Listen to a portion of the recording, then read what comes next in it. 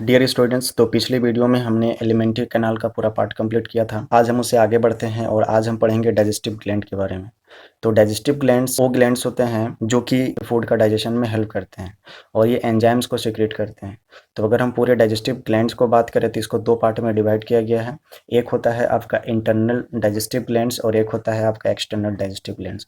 अब बात रही कि इंटरनल डाइजेस्टिव ग्लैंड्स किसे कहते हैं, तो वे ग्लैंड्स जो कि एलिमेंट्री कैनाल के वॉल में प्रेजेंट होता है उसे हम कहते हैं इंटरनल डाइजेस्टिव ग्लैंड्स। और इसमें कौन कौन से ग्लैंड्स आते हैं भाई, तो इसमें आते हैं गैस्ट्रिक ग्लैंड्स आता है और इंटेस्टाइनल ग्लैंड्स आता है। उसी तरह से एक्सटर्नल डाइजेस्टिव ग्लैंड्स वे ग्लैंड्स को रखा गया है जो कि एलिमेंट्री कैनाल के वाल में प्रेजेंट नहीं होते हैं। जैसे कि आपका सलाइवरी ग्लैंड हो गया, लीवर हो गया, पेनक्रियाज हो गया, इसको एक्सटर्नल डाइजेस्टिव ग्लैंड्स में रखा गया है। ये समझ में आ गया। अब हम बात करते हैं सलाइवरी ग्लैंड के बारे में। तो सलाइवरी ग्लैंड की अगर बात करें तो ये फोटो देख करके समझ में आया होगा कि ये सलाइवरी ग्लैंड हमारे बक्कल कैविटी में प्रेजेंट होता है और यहाँ से सलाइवा निकलता है। और ये सलाइवरी ग्लैंड का तीन पेयर होता है। एक तो होता है आपका पैरोटिड ग्लैंड। पैरोटिड ग्लैंड जो होता है कान के सामने प्रेजेंट होता है, यानी कि दोनों कान की ओर सामने प्रेजेंट होता है। इसकी संख्या भी दो होती है। एक होता है सब मैंडिबुलर ग्लैंड होता है। सब मैंडिबुलर ग्लैंड जो होता है नीचे के जबड़े में प्रेजेंट होता है। इसकी भी संख्या दोनों ओर होती है और ये संख्या इसकी भी दो होती है। और एक होता है तुम्हारा सब लिंगुअल ग्लैंड। अब ये पैरोटिड ग्लैंड में ही क्या प्रेजेंट होता है, सांप जो सांप कभी किसी को डसता है तो उसका जो 20% होता है इस पैरोटिड ग्लैंड में ही प्रेजेंट होता है जिससे वो निकालता है। इतना समझ में आ गया। अब हम आगे बढ़ते हैं। Each parotid glands have the two parts, इसके यानी कि दो पार्ट्स होते हैं। एक को बोला जाता है सुपरफिशियल लोब्स और एक को बोला जाता है डीप लोब्स। और इन दोनों के बीच में प्रेजेंट होता है फेशियल नर्व्स। तो ये फोटो में आप आराम से देख सकते हैं कि यहाँ पे प्रेजेंट है। यहाँ पे ऊपर वाले पार्ट को सुपरफिशियल बोला जाता है, नीचे वाले पार्ट को डीप लोब बोला जाता है। तो इसके बीच में आपका फेशियल नर्व्स प्रेजेंट होता है। और ये इंपॉर्टेंट इसलिए है कि ये आपके चेहरे की मुस्कान को कंट्रोल करता है, आपका आई का मूवमेंट को कंट्रोल करता है, आपका आईब्रो के मूवमेंट को कंट्रोल करता है। तो ये सब इसका फेशियल नर्व्स का काम होता है जो कि हमारे चेहरे में पूरा फैला हुआ रहता है। अब सब मैंडिबुलर ग्लैंड क्या होता है, सब मैंडिबुलर ग्लैंड जो होता है दोनों साइड प्रेजेंट होता है, नीचे वाले जबड़े के दोनों साइड। इसमें भी पैरोटिड ग्लैंड की ही जैसा इसका भी सुपरफिशियल लोब्स होता है और एक आपका डीप लोब्स होता है। ठीक है, एक होता है सबलिंगुअल ग्लैंड्स होता है और सबलिंगुअल ग्लैंड सबसे स्मॉलेस्ट ग्लैंड्स होता है जो कि जीभ के दोनों ओर प्रेजेंट होता है। टंग के दोनों साइड प्रेजेंट होता है, आलमंड शेप यानी कि बादाम के आकार का होता है। ठीक है, ये समझ में आ गया होगा। अब हम बात करते हैं एलिमेंट्री कैनाल सलाइवा से कौन कौन से क्या निकलते हैं, सलाइवा में क्या क्या मिक्स होता है, कितनी मात्रा में निकलता है, उन सब के बारे में हम बात करते हैं। अगर हम सलाइवा की बात करें तो एक दिन में लगभग 1.5 लीटर निकलता है सलाइवा। और सलाइवा का जो पीएच वैल्यू होता है 6.8 होता है, यानी कि ये एसिडिक नेचर का होता है, यानी कि स्लाइटली एसिडिक। और अगर 7 से अगर कम रहता है तो ये एसिडिक नेचर का होता है और 7 से ज़्यादा रहता है तो बेसिक नेचर का रहता है। और 7 अगर रहता है तो क्या होता है, ये नॉर्मल रहता है, ना तो एसिडिक ना ही बेसिक। ठीक है, ये पीएच वैल्यू होता है।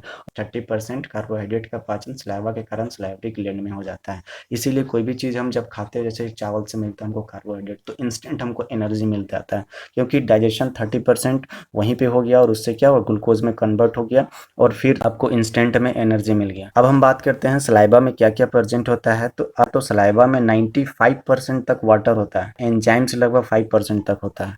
और एक सलाइवरी एमाइलेज यहाँ से निकलता है और जिसे टाइलिन भी बोला जाता है। और एक एंटीबैक्टीरियल एजेंट होता है इसमें शामिल, यानी कि लाइसोजाइम। और ये एक तरह का एंटीबैक्टीरियल एजेंट है। कहने का मतलब ये है कि ये जो फूड के साथ जो भी बैक्टीरिया आता है उसको हानिकारक बैक्टीरिया को मारने का काम करता है। ठीक है, और हम बात करते हैं इसके साथ आयन्स भी मिले हुए रहते हैं, जैसे कि potassium ion, sodium ions, magnesium ions, irons, carbonic acid. ये सब क्या होता है, ये सब आयन्स मिले हुए रहते हैं। जब भी हम स्प्लिट करते हैं उस समय इन सारे ये जो आयन्स है ना, इलेक्ट्रोलाइट्स हमारे साथ ही स्प्लिट करते हैं तो उस समय निकलते हैं। ठीक है, अब हम बात करते हैं कि लीवर के बारे में। लीवर के बारे में अगर हम बात करें तो इसका लोकेशन पहले देख लेते हैं। इसका लोकेशन कहाँ पर होता है, तो इसका लोकेशन होता है एब्डोमिनल कैविटी में। और ये खाना को पचाने में हेल्प करता है। ठीक है, और हम इसका स्ट्रक्चर की बात करें, लार्जेस्ट ग्लैंड्स होता है इंटरनल बॉडी पार्ट्स का। लेकिन आपके एग्जाम में पूछा जाए कि हमारे शरीर का सबसे बड़ा ऑर्गन कौन सा है, तो ये आपको लिवर नहीं मारना है, इसको आपको मारना है स्किन, क्योंकि सबसे बड़ा ग्लैंड्स जो होता है हमारे बॉडी का वो है आपका स्किन। अब हम बात करते हैं कि जिस सेल का बना हुआ है ये लिवर, उसे क्या बोला जाता है, तो उसे कहा जाता है हेपेटोसाइट, यानी कि हेपेटोसाइट से बना है लिवर, ठीक है। और स्टडी ऑफ लिवर को हेपेटोलॉजी बोला जाता है, ठीक है। और हम अगर लीवर के बारे में बात करें तो मेल में इसका वजन लगभग 1.4 केजी से लेकर के 1.8 केजी तक होता है, और फीमेल में अगर हम बात करें तो 1200 ग्राम से लेकर के 1500 ग्राम तक होता है, यानी कि 1.2 केजी से लेकर के 1.5 केजी तक हो सकता है फीमेल में। मेल की अपेक्षा में फीमेल में जो लीवर का वजन होता है कम होता है।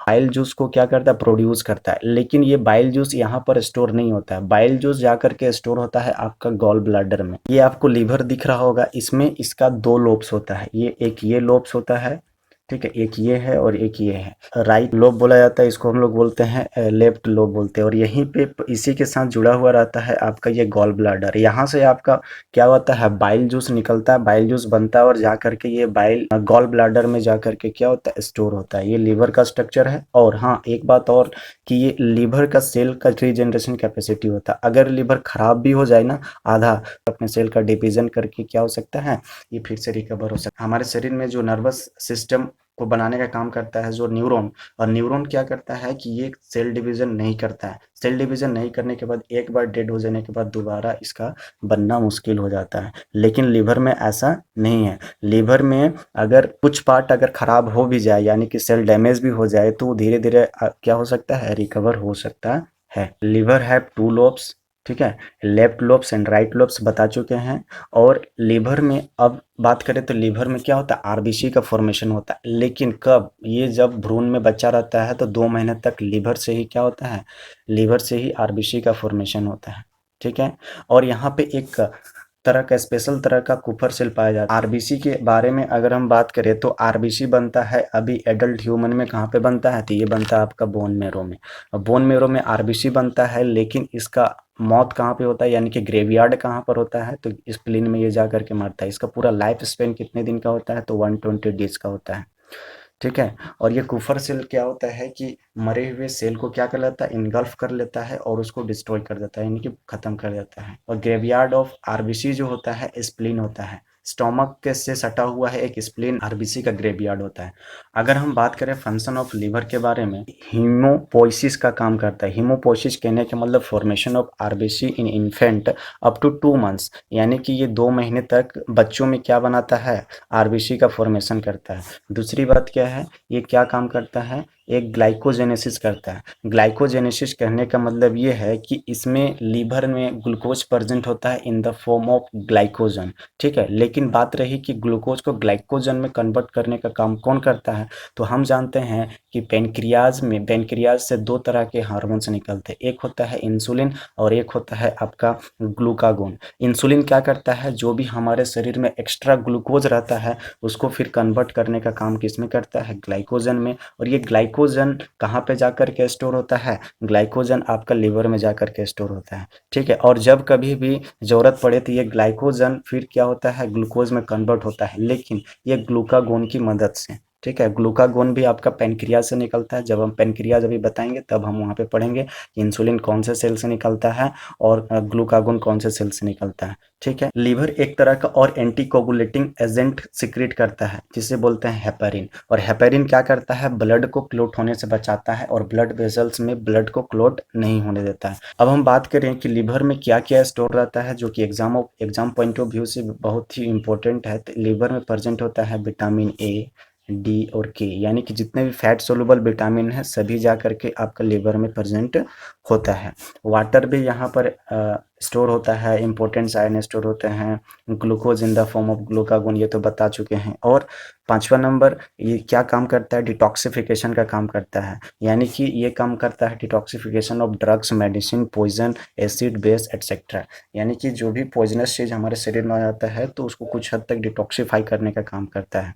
ऑस्मो रेगुलेशन कहने का मतलब ये है कि वाटर को मेंटेन करके रखता है हमारा बॉडी में। और लीवर का काम है मेंटेन द होमोपोइसिस, कि ये हमारे बॉडी टेम्परेचर को भी क्या करता है, मेंटेन करके रखता है। और हमारा नॉर्मल बॉडी टेम्परेचर कितना होता है, 37 डिग्री सेल्सियस होता है। यूरिया का भी फॉर्मेशन यहीं पे होता है, कि यूरिया का छनन होता है किडनी में, लेकिन यूरिया का फॉर्मेशन आपका लीवर में ही होता है।